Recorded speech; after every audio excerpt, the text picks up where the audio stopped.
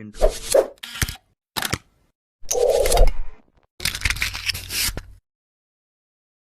Shalom Bapak Ibu Saudara yang dikasihi Tuhan. Seringkali proses Tuhan sulit untuk diterima akal dan hati, tapi semua itu bertujuan untuk kebaikan diri kita. Pagi hari ini judul renungan kita, ikuti proses Tuhan dengan rela. Bapak Ibu bisa membacanya di Kejadian 43 ayat 1 sampai 34. Ya, yang menjadi perenungan kita di ayat yang 31. Sesudah itu dibasuhnyalah mukanya dan ia tampil keluar. Ia menahan hatinya dan berkata, hidangkanlah makanan. Pagi hari ini kita belajar dari Yusuf. Kadang diizinkannya kita masuk dalam situasi yang sepertinya tidak adil buat kita. Sepertinya Tuhan membiarkan kita mengalami hal-hal yang sulit, ditemukan jalan keluarnya. Sepertinya Tuhan itu berdiam ketika kita ada dalam pergumulan hidup yang sangat sukar. Mari kita belajar dari sikap Yusuf, Bapak Ibu. Yusuf berkali-kali diperlakukan tidak adil oleh keluarganya, saudara-saudaranya. Padahal dia tidak melakukan kesalahan apa-apa.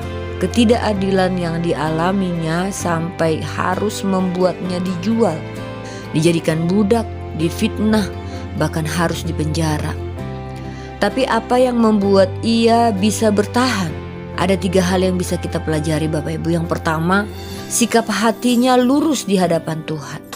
Yusuf tidak marah pada keadaan, tapi belajar ikhlas dan rela menjalaninya. Ya, ironisnya banyak orang percaya sekarang ini mudah kecewa sama Tuhan, apalagi jika mengalami ketidakadilan. Nah, yang kedua, Yusuf menjaga hatinya untuk tidak tawar. Yusuf menjaga betul hatinya supaya ia bisa terus memiliki sikap hati yang benar di hadapan Tuhan maupun di hadapan manusia.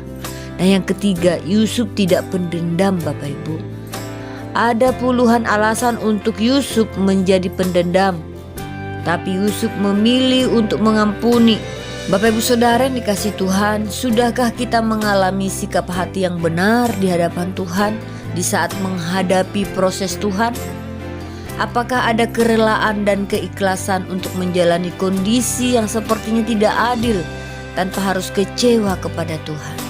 Mari Bapak Ibu kita belajar dari Yusuf ya, untuk ikhlas, rela, dan tak perlu mendendam kepada siapapun, apalagi kecewa kepada Tuhan.